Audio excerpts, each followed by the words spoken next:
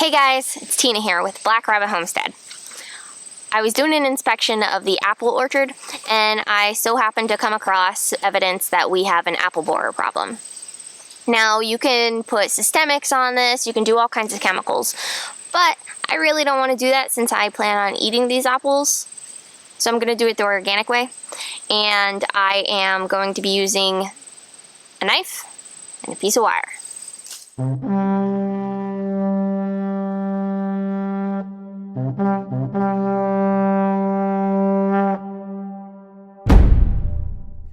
So a boring beetle can do a lot of damage to your tree.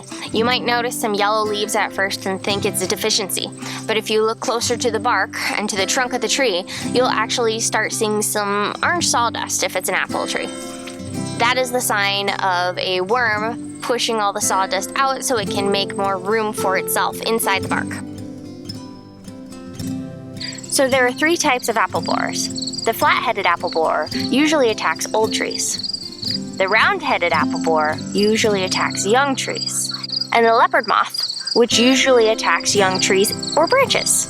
The adults lay their eggs on the trunk as early as May and as late as September. The larvae will gnaw into the bark and then create tunnels through the cambium.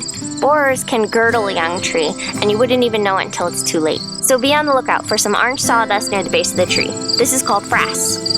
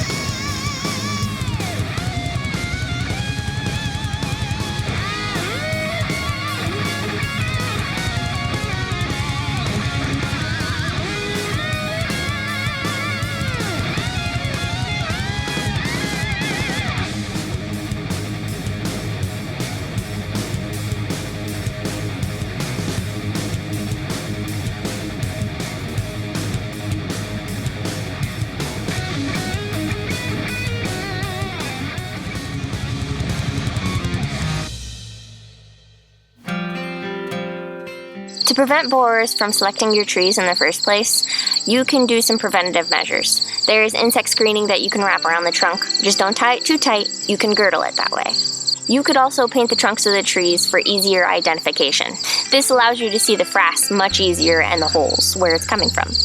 There are tons of recipes online. I highly suggest Fedco trees. They have some of the best advice out there in my opinion.